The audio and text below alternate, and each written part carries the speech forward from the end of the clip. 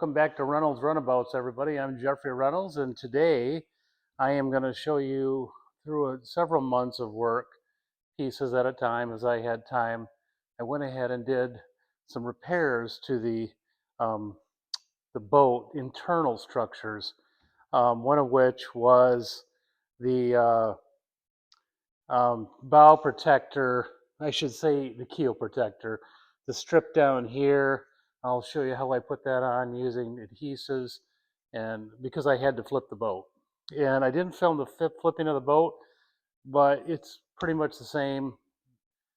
As always, I put two straps, and then I have a strap in the middle which pulls it, and it moves freely within the supporting straps. Maybe I'll do it on another boat project for you. I also repaired the deck hatch, which is in the rear. The aft deck has a hatch that opens up so you can access the battery and fuel tanks if you choose, and the fuse bus that I will be putting in. Also, I did the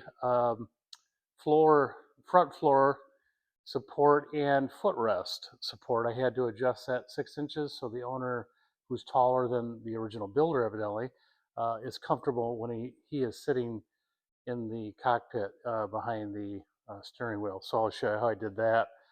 I also fixed the engine wall frame. Um, it, it was done just like it was found. I'm going to give it a little more accessibility in the bilge under, and I'll show you how I did that, just so the owner has a lot of extra opportunities to get in under that engine well for bilge pump, steering control, pulleys, and just cleaning in general, airing it out. And lastly, what I did is I painted the interior. I finished all the interior structural repairs and put them back, and then I painted it in the Kirby Paint Company bilge red to give it even more protection than it did originally. When I did find some rot where water had sat and got under different parts, went ahead and gave it a Kirby bilge red coat to not only give it a really great interior look. When you open the hatch, you could see that it had been protected, but also um, just to give the protection from keel all the way up to the frames. Uh, I left these plain because that's where the glue has to go for the deck. So um, once I get beyond this, I'll be putting the deck and electrical in, and those will come in the coming weeks. So let's get to work. I'm about to flip the mystery boat over, so I need to put the keel protector on, which is polished aluminum. People sell it as trim, like West Marine, but this boat came with this as a trim piece. This is not the first time I've seen somebody do that. It was available. It's sturdy. Was economical. It's about $120 for 12 feet now, so it's not cheap. What I'm going to do to bed it, remember these screws were over drilled in the holes, the fastener holes in the keel, and then with paint and I had epoxy, but also then paint and then sealer. The holes are pretty tight already. I'm going to use a sealer around each of the fasteners under the trim just to give it one more layer of protection against water below the water line. So for this black part here, and then eventually down here, I'm going to use the 4200 3M black. Should there be anything showing, it would be hidden by the black, but I'm going to be very good about getting that cleaned up. For the white, I don't have any white 4200 on hand, but I do have the Life Caulk from Boat Life, which is pretty comparable, and I'm going to use that for that. But you could have the white 4200. I just don't have any on hand. So I'm going to just put a little behind, before I put the rail on, I'm going to do on the keel over the fastener hole, then I'll just simply go around. This has all been pre-drilled, so it should lay down really nice, and then we'll get this thing flipped over. I've wiped each of the fastener areas already with alcohol to make sure I've got a good clean place for it to bed. So I don't need much there at all. A tiny bit.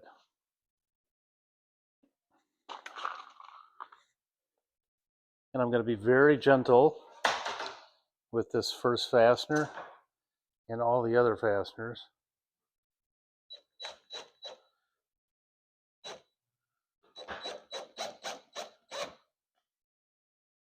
Hardware and stuff, I usually go ahead and use a screwdriver, but with that epoxy in this wood being pretty tight with paint and sealer, it's going to be very gentle with my driver and drive it in. These are stainless steel fasteners. They did have a Phillips head, so I'm going to put a Phillips head back in and go ahead and work my way all the way to the back.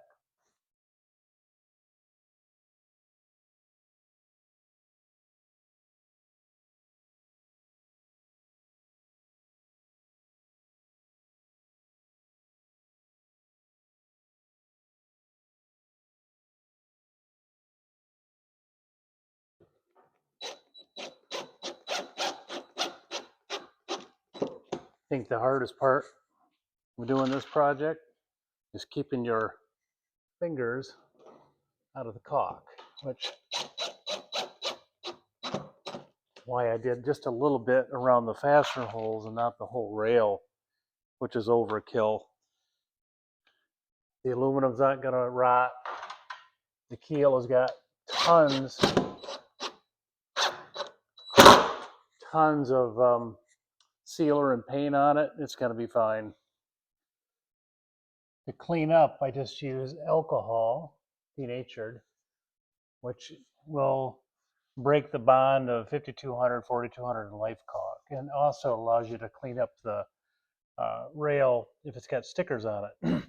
If they're a little more tenacious like this, you have to use an acetone or like a gum off, a goo off, but make sure you put tape under there because that could play with the paint. So I'm going to put some tape on there and clean that up. And then we're going to flip the boat. I'll do this down here when I get the boat flipped over and I have a better idea where the fit is with the rub rail. I'm going to be playing with that a little bit. So I want to do that upright versus upside down. And here is where the eye goes, the bow eye. So yeah, I might even put that back in right now because at this point I'd have to crawl. Well, oh no, I can do it underneath. I forgot I don't have a deck. So can't wait to get that on. So I'm going to get this boat flipped over.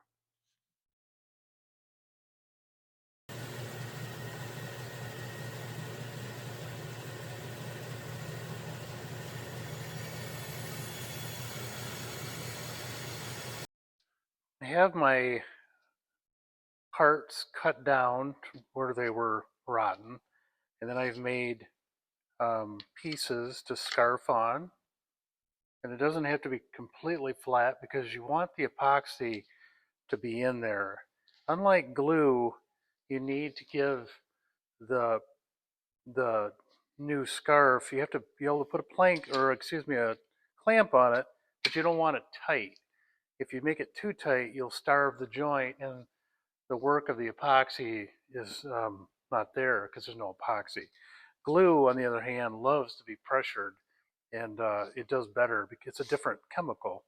So what I'm going to do is I'm going to slather both sides of the new scarf, both pieces, I mean, and then with unthickened epoxy.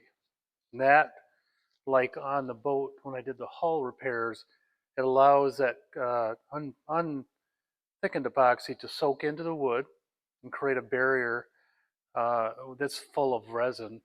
And so then when I apply the thickened version, that's the glue that will hold the joint. You're going to use it's a bonding filler that will, it's more for gluing versus what I did, the glass fibers, the milled glass fibers, that was for filling and for strength along that direction. This is going to be a filler that is thickened the epoxy for a gluing joint. So what I'm going to do is apply to all the joints, let it soak in, kind of watch them, and then when I know it's been saturated, I'll then thicken what's left in my cup. And I'll go ahead and put that on with a chip brush, and then clamp them up, and we will have a glue joint.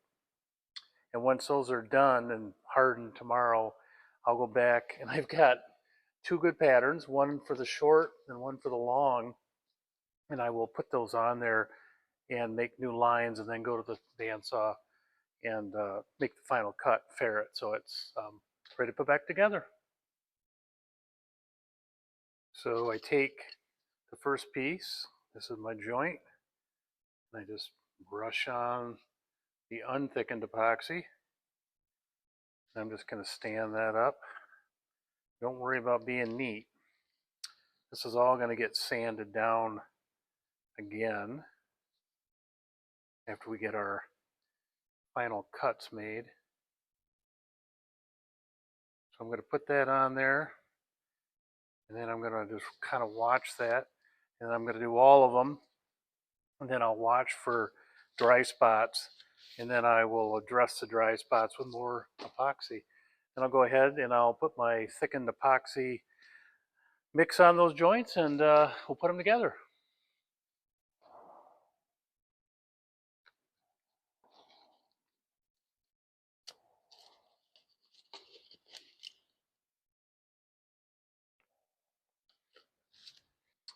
So the adhesive additive I used was West Systems 404 high density adhesive filler. You can also get this from Total Boat. And what I went for is just under peanut butter, because this is going to be a glue joint. I don't want it oozing out all over. So I wanted something that was going to stick pretty good. So what I do is I just go ahead and take my first piece. So this has the ability to fill some of the tiny divots and things that you would use the milled fiberglass to do, like a repair like it did in the hull. But this has a the job of this type of adhesive that I've created, clear resin mixed with the bonding agent, is to create a glue joint. And I do both joints, or I should say I do both sides of the same joint that I'm creating. I really want to make sure I've done a good job and got it covered. And don't be stingy with it. Get it in there. So it's kind of, it's a little white. Make sure you got a nice looking, you don't have to use like a spatula with the teeth. This will correct itself. Problem with it is very slippery. And unlike glue in a carpentry shop, you might be able to put, some sawdust or sand, give it some grip. This, you just have to get it just enough. You want to make sure that the joint is flat, flush.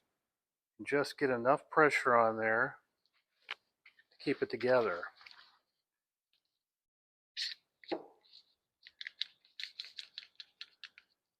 Both the top and the bottom.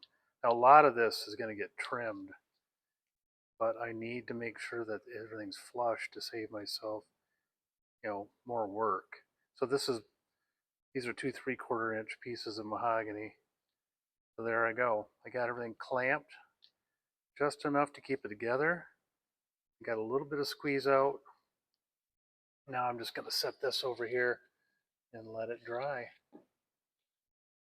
And I'll continue that for the 2 other pieces, and we'll have that job all done. Now that the epoxy has done a great job of putting on this engraving piece, or Dutchman, I had used a nice long scarf, just a straight line to where the rot was and the rot wasn't. So this is the only one of the 3 deck, or the hatch frame, that is still, the way it was original. So I can use it as a pattern. My goal is to pick up that camber that's on all of these, because that's where the deck has a slight camber in the middle. So I'll do that for both of these. It's nice to have a pattern. You can do it on the boat later if you wanted. But it's nice to have it now. So what I'll do is I'll cut those out, and here's one of the, it would be the starboard to port frame. I'm sorry, fore and aft, bow to stern. So I've got a good pattern, one of two. So I've got those, and then I will cut those out, and then we can get that frame ready for Smith's penetrating epoxy sealer. And then these will be painted the bilge red, that the bilge, the inside of the hull, this will show. So I want to make sure I paint it so when you flip open the hatch, it's a nice looking painted surface. And with the these pieces added on, you can't stain it and have it look real good. So I'm going to go ahead and use the stain like you'd find in a typical Chris Craft hatch when you flip it open under the deck, and then that will really look nice. So off I go.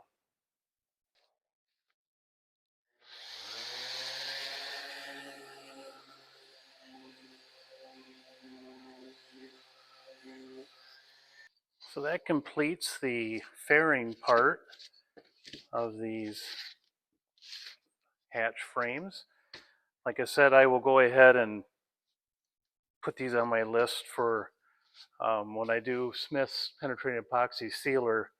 All of the parts are going to have to go through a rotation where I go ahead and I do first coat and then second coat, make sure everything is correct, and then I will put them in another area, which is scheduling them for paint. So it's just one of those things where when I have downtime, I'm waiting for epoxy to dry or something, I can work on fixing parts, sealing parts, painting parts, and then as you go along, you always have things ready to assemble. So I'm going to call that project done for now until we get the Smiths on it, and then we can rebed it and put it back together.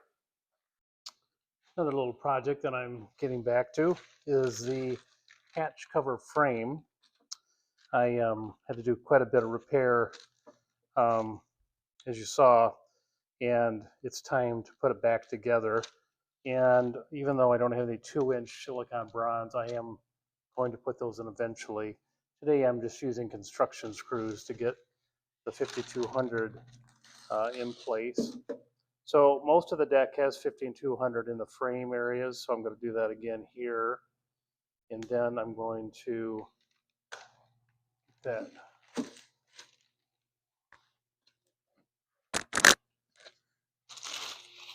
So I'm going to put 5200 in these joints. Even though I'm going to be painting it, I'm going to put mahogany in because I have a tube going. And this is a nice dripless gun, so you don't have to do much about preventing that. So then I'm just going to put this all back together.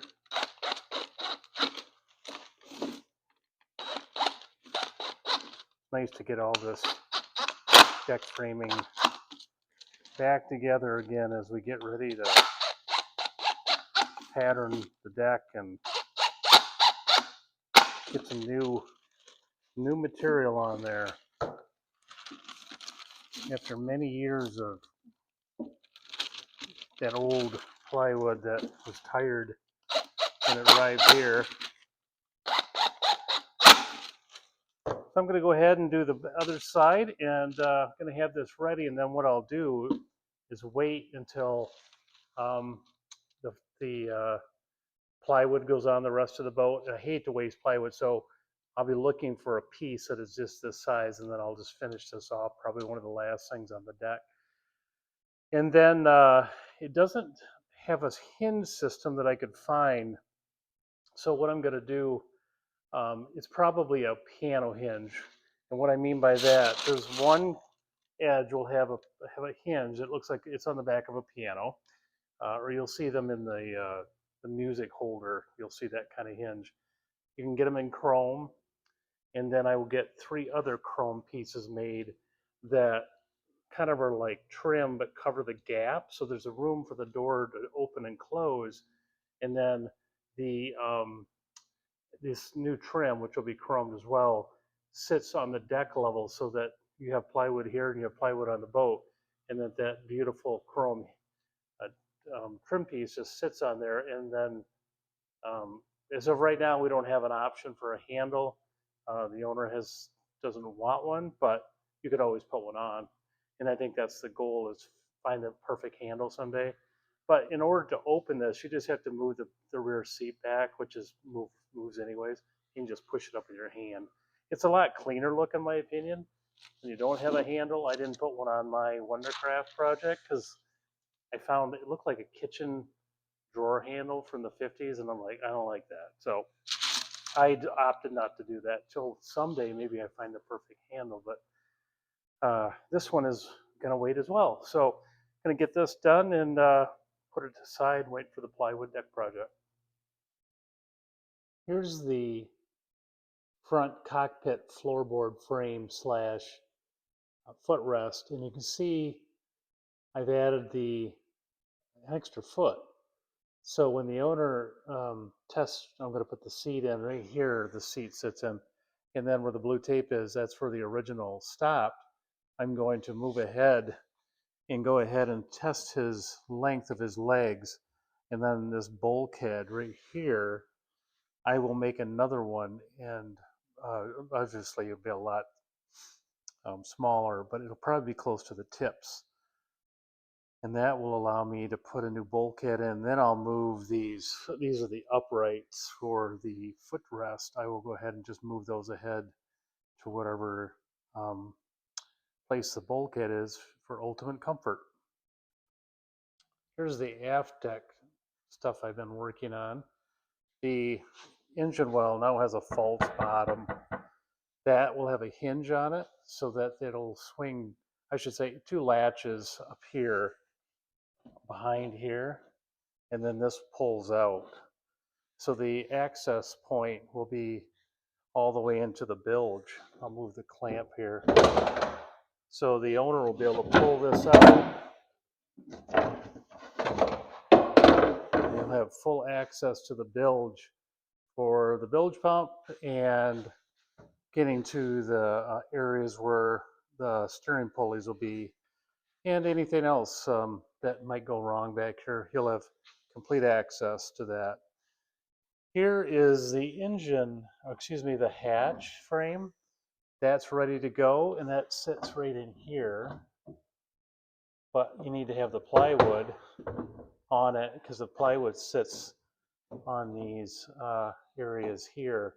And then I'll put a piano hinge and what they call a hatch bind, which is there'll be three edges that have a really decorative piece of stainless steel or chrome, stainless steel that's chromed, that will land here for a beautiful shiny edge, but it'll also cover this gap that you can see right there, so it can swing freely, but the plywood will hit the edge, and then the bind will help put it flat and give it a nice look.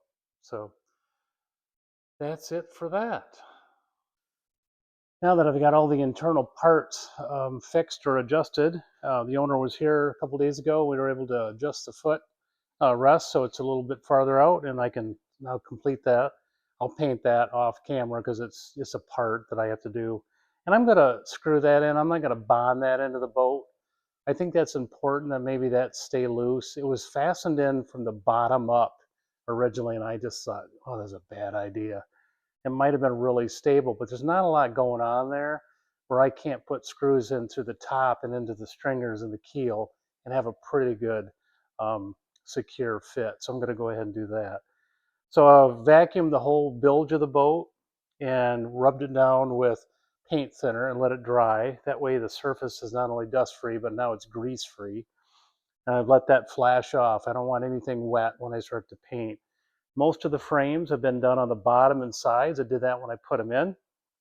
And now I'll be covering up a lot of the 5200 that I've ferreted a little bit, got it cleaned up. And then, of course, the bilge of the boat, which was where the damage was originally, where there had been water sitting or water had just finally gotten into the first or second layer and it had to fix. This will allow me to put a really good bilge coat on the whole interior of the boat for both moisture and then sitting water may it sit there at all. It was done in varnish originally, great, except where the water got. And then that's where the varnish just wasn't enough. So probably a couple coats. We'll see how it covers. And then once I get that done, I can put the wiring in. And so this will probably be the end of that episode.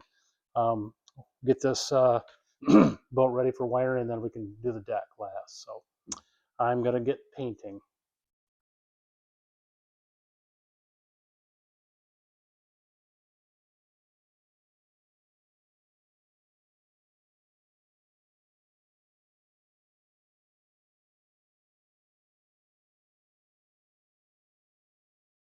This is the last section that I'm going to paint.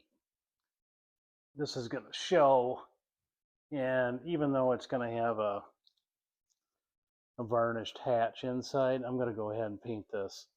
This is really, I mean, common. If I see a Chris Craft, they would have done this. And I want it to be uniform. You know, you look down into the bilge and you see red. I want to see red when I open the hatch too. The areas that I have left bare have the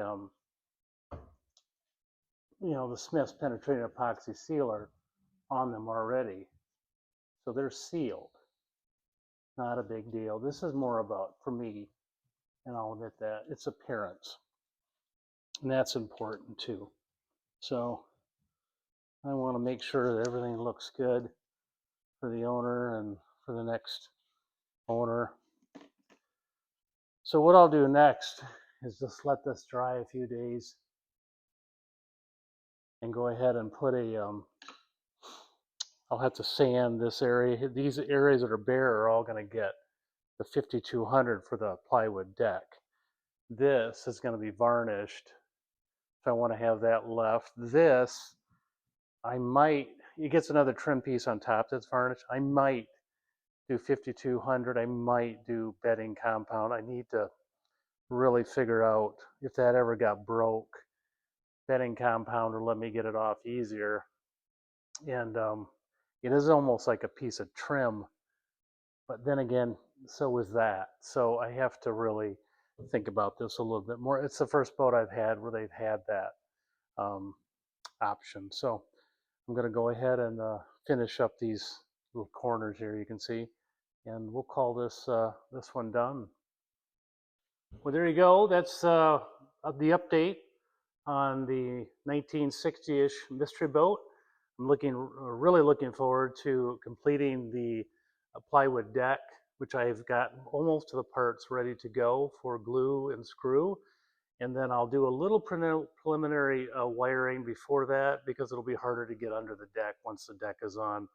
Yes, I could get under there if I had to, but I'm going to try to do as much wire stringing under these frames so that I can just pull the cord, the wiring up through the deck holes and into each of the different fixtures and on the dashboard and the aft deck. So I will be doing that in the coming weeks.